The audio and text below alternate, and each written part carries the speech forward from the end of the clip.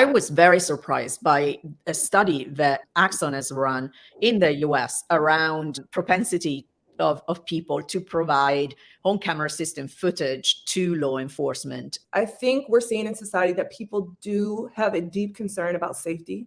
So they want to be safer. And so they want technology that is going to help equip them with an ability for their house to be safe, for themselves to be safe, and their families. That's going to be number one for most people, regardless of where you live. And I do still think at the same time as wanting that, you do have folks that of responders who were not as favorable. You're going to find people that are younger and non-white. And why? Because we're always going to look back to, where has this trust been broken in these communities in particular? But I think even amongst those people, you can have these two things happening at once, which is we want our communities to be safer too. And yet we do have a concern about what this can mean for our communities that are disproportionately surveilled.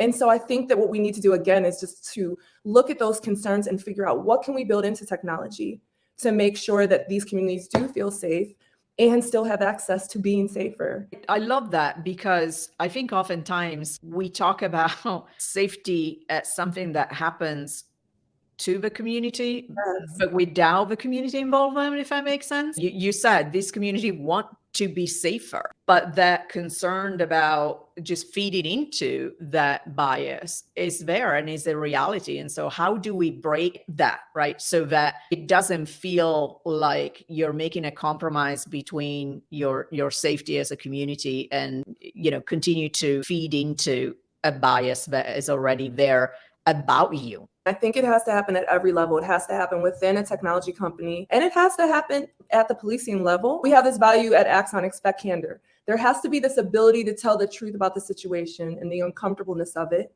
And there still has to be the ability for all of us to sit down together at the table and say, like, we're going to share power on this.